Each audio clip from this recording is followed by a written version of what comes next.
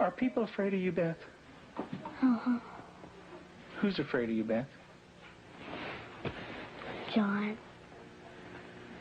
Your brother. And what is your brother, why is your brother afraid of you? Because I hurt him so much. Mm-hmm. Okay. And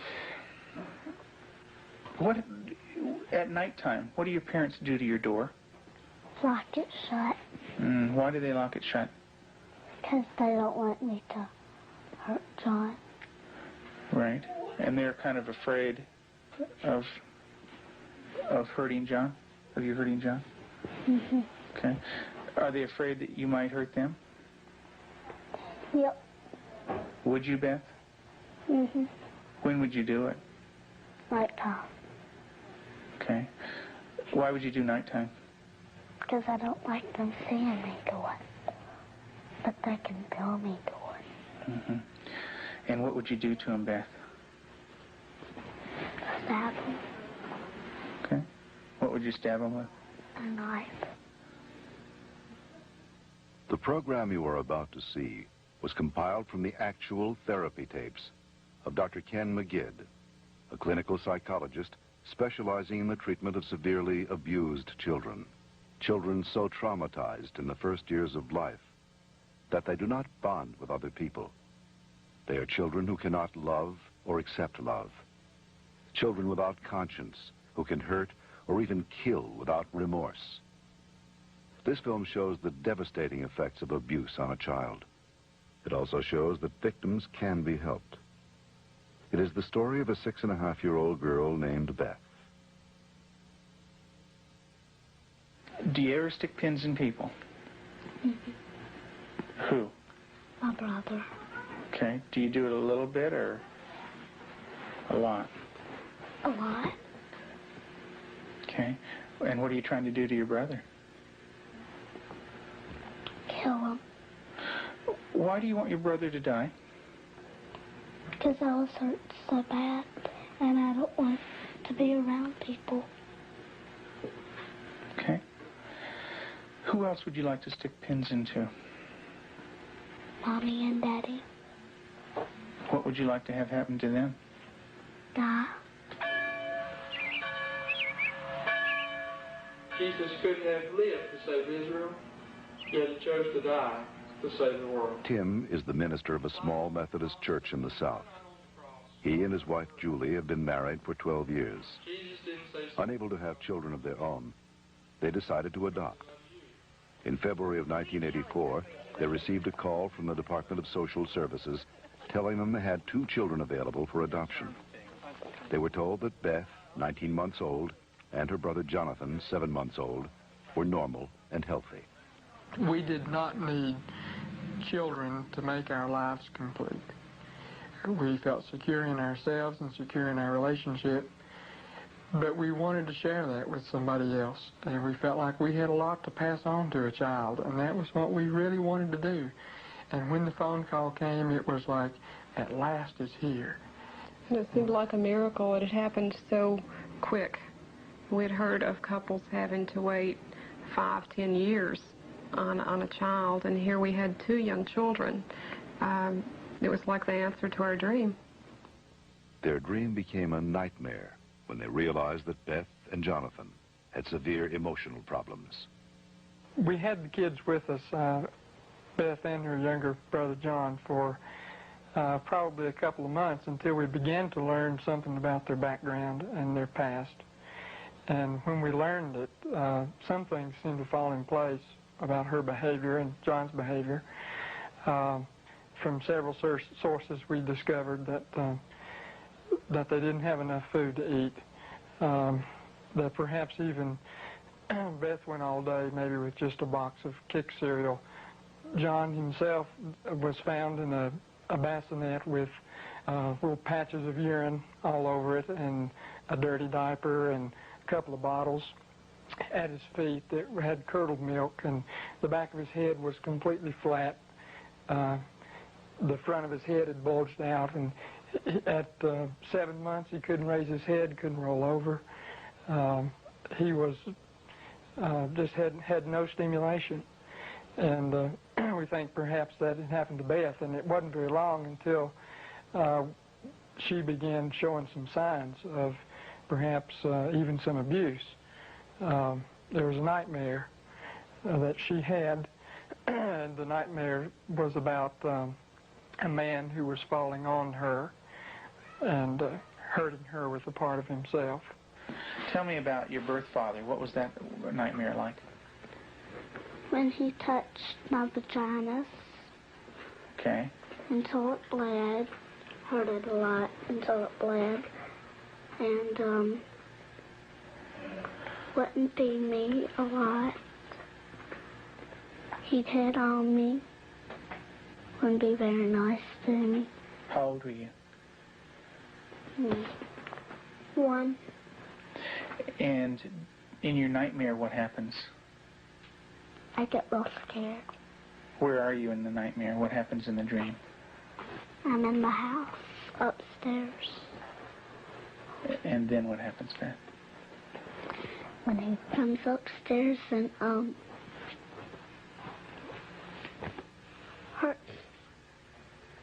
How do you feel when you talk about this? Scared. Where's your birth father? What's he doing?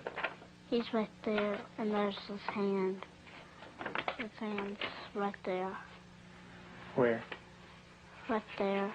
You can't hardly see it because it's green. What's it touching? My vaginas. And what is your birth father doing? Hurting it. Your face looks sad. Can you tell me about that? It's crying because there's dots of the tears.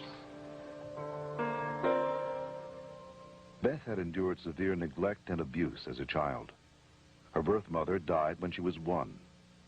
Because of these early childhood experiences, Beth never developed a sense of conscience, love, or trust for anyone.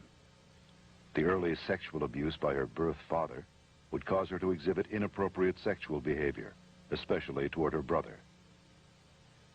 Does your brother have private parts?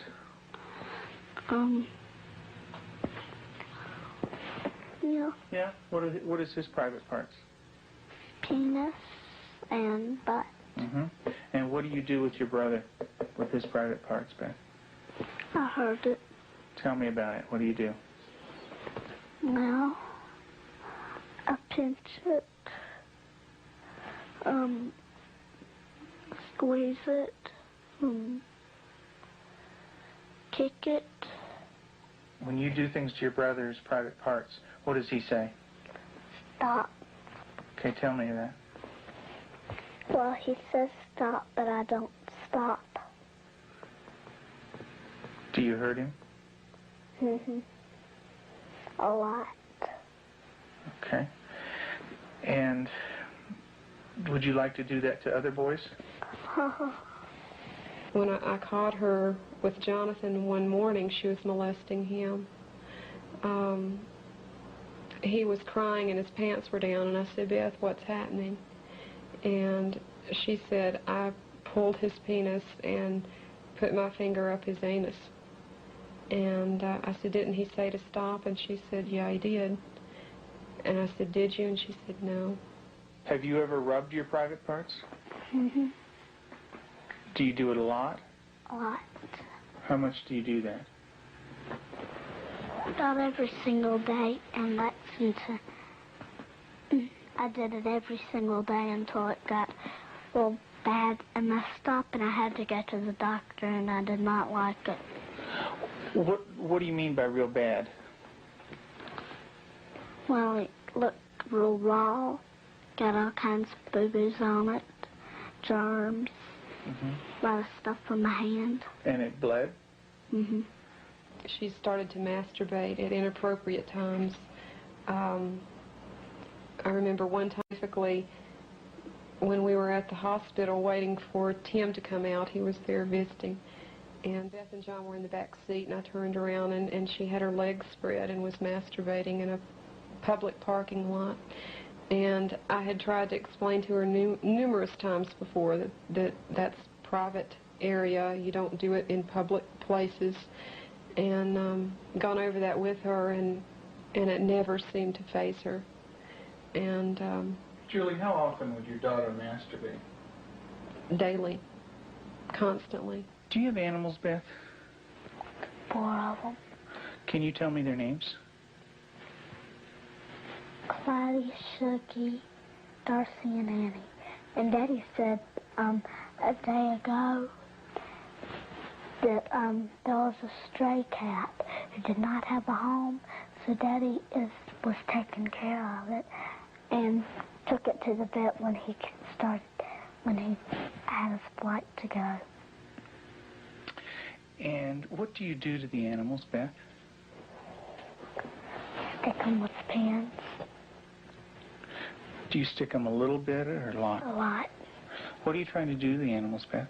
Kill them. What do they do when you stick them with the pins? Well, Annie cries. She's a dog. She got baby birds down out of the nest, and we thought maybe she was just curious. So we explained that she could hurt them, put them back, and went through a whole sitting down and talking to her about the problem of it.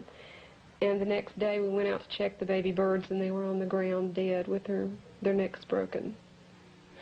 Let's talk about what happened once when you were smaller, when you found some baby birds in a tree. What did you do then? I took them out. Mm-hmm. And what did Mom say to you?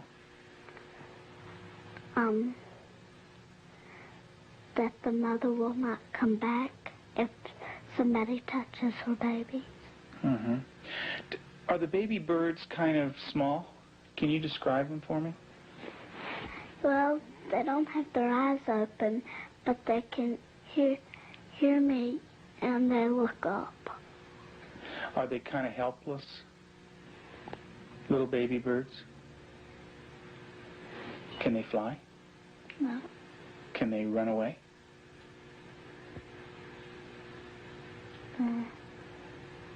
Yes. They can? Are they easy to catch or hard to catch? Hard. Yeah. Well, it's hard to remember. With the baby birds, what did you do? Took them out of the tree. And what did you do with them? Played around too rough. Also, when at the end, I picked it up and I thought it was Dad, and I came to say, Mommy, is this bird dead? And she said, she called Daddy and said, Tim, and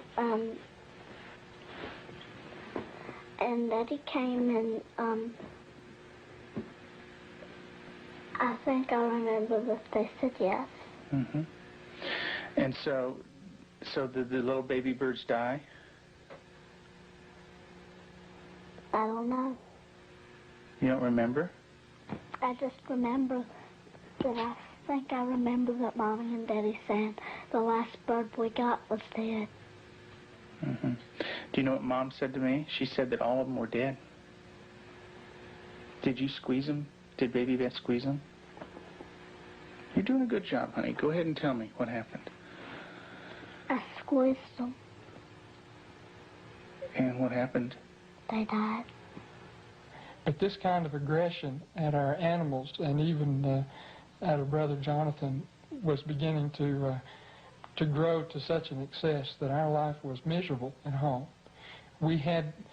John would cry in the mornings and say his stomach hurt. For the longest time, we thought maybe this child has some problem with his intestinal area, or maybe he has allergies, and so we tried to get all that checked out. Come to find out, Beth was coming out of her room and hitting him in the stomach. And so as a last resort, just to protect him, we had to tie our door shut. So I guess for the last 3 or 4 months now, we've had to tie her in at night, sort of barricade her.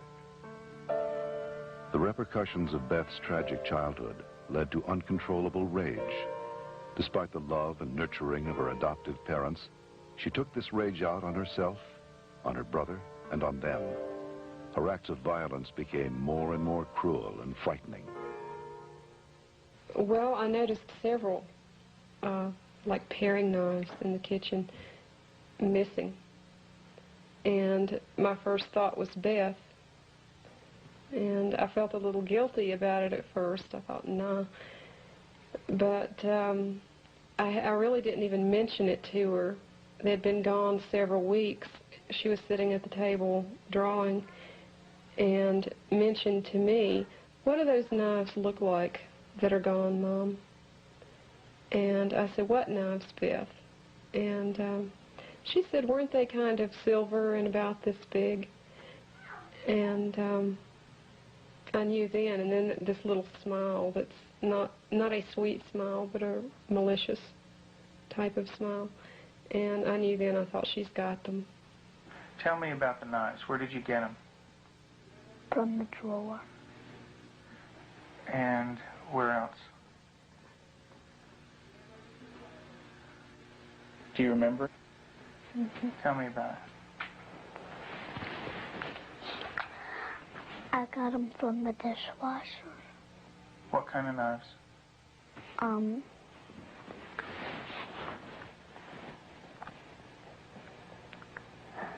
Big sharp ones. And what do you want to do with those knives? Kill John and Mommy with them, and Daddy. And when Mommy asks you about where the knives are, what do you say? I don't know where they are. What did you think she might do with the knives? My first thought was Jonathan. And the reason we thought that was that she had, by this time, she had tried to kill John on several occasions and openly admitted that. In the basement, she was hitting his head against a cement floor. I heard his screams and ran down and had to literally pull her hands off, and she looked wild-eyed. Did you get real mad at him? Did you hit his head real hard? Tell me about it. How many times did you do it? A lot? Mm-hmm. What was the floor like? Cement. And what happened to your brother? Tell me about it. His head hurt real bad, but his chin, he had to have stitches in it. Could you stop? Use your words, Beth. No. Okay. What was your brother doing when you were doing this? Playing with the toys. Okay. Was he asking you to stop when you were doing it? What was he saying? He said, "Beth, stop." And what did you do? I didn't stop. I just kept on hurting him. What were you thinking when you were doing that? Thinking of killing him. How did you stop? What made you stop? When I heard Peter walking across the kitchen. Mm-hmm. It made me stop because I thought Mommy and Daddy would come. Okay. Did Mommy come? What did she do? She sent me to my room. Okay.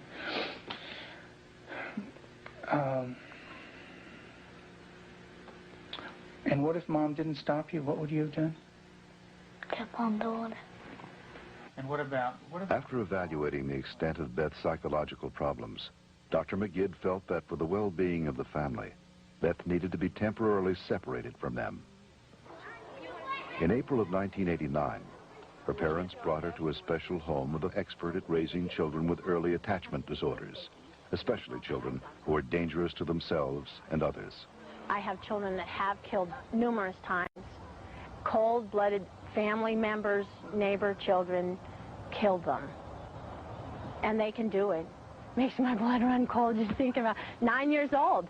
People don't think a 9-year-old is capable of cold-blooded murder, but they are. That attachment break does severe damage to the heart, the ability to care and the ability to love. If they don't care and they don't love, They're capable of anything. We're very strict about everything. Everything is completely monitored. We take complete control because a child who's unattached does not trust. And because they don't trust, they don't allow anybody to be boss of them.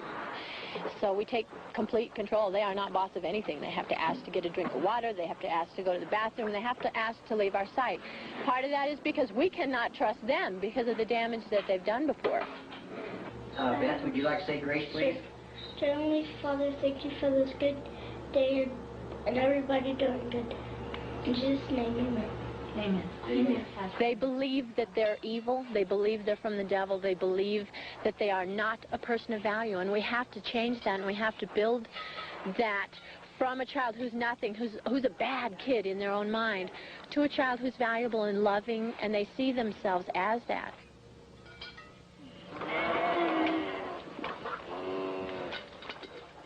You don't have to bite this. When they do a chore well, we can say, you did a good job, you're a good worker. And then it just builds that self-esteem little by little so that they change the way that they see themselves.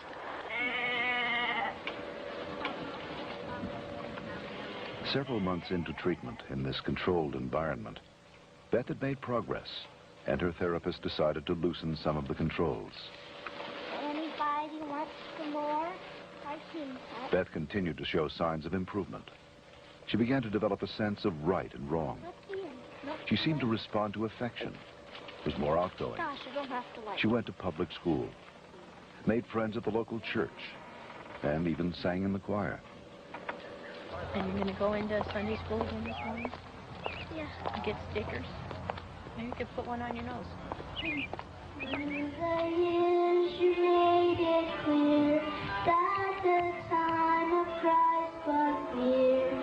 Though the people couldn't see what Messiah ought to be, though your word contained a plan, they just could not understand.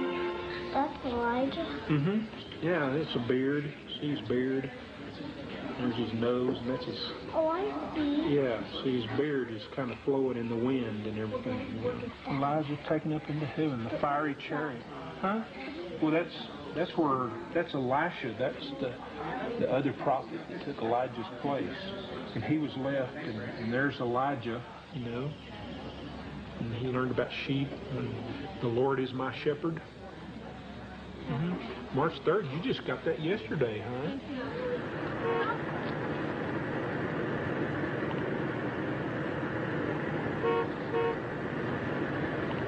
In the beginning, we couldn't trust her with anything. She was locked up at night. We had alarms on the door at night so she wasn't sneaking around doing things with the other children. We don't worry about that anymore. There's no alarm on her door at night now. She sleeps in the same room with my own daughter, and I trust her that much. She brushes the dogs, and I trust her that much. Because she has earned that trust. She's learned it. She has a heart, and she has a love inside, and she feels bad when she does something now. In the past, because she didn't have a conscience, she didn't feel anything when she did something bad. There was just no feeling there. And now she does feel bad, and it shows in her face. I believe that Beth can make it. She's got a really bright mind. She's got a good heart now, which has done a lot of healing. She's got a really super set of parents. They're powerful, they're knowledgeable, they're motivated. She's done a lot of good work with you in therapy, with Cannell and with myself. She wants to heal, and that's the #1 key. And she wants to heal because she has a family that really cares about her, and she wants to be with them. Do you know where that anger came from? That's when my birth dad hurt me. I had it all inside, and I remembered it, and I started doing it. And what did that do when it was inside? It made me want to hurt people really bad. And who did you hurt? My brother, my mom and dad, and animals. And animals. Who did it hurt the most? My brother. Who did it hurt the most? Me. Why don't you tell me that? It hurt. It hurt me the most. How did it hurt you the most? Because when I hurt other people, I'm hurting my good self. How do you feel right now, Beth?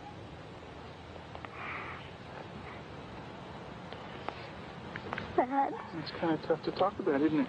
Yeah. It is. Beth gave her last interview for this film in December of 1989. Although she had made progress, she would still need extensive therapy.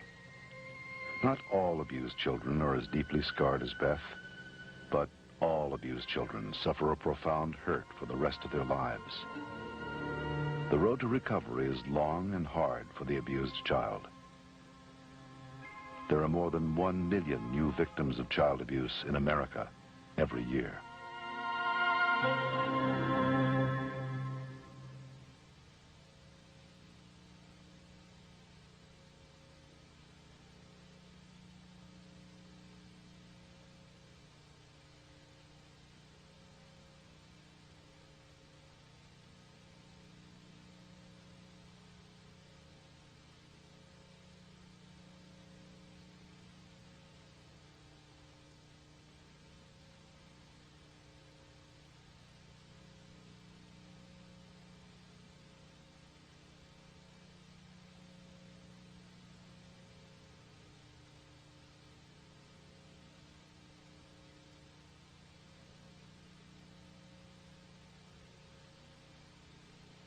For further information on the prevention of child abuse, write the National Committee for Prevention of Child Abuse, Post Office Box 2866, HBO, Chicago, Illinois, 606.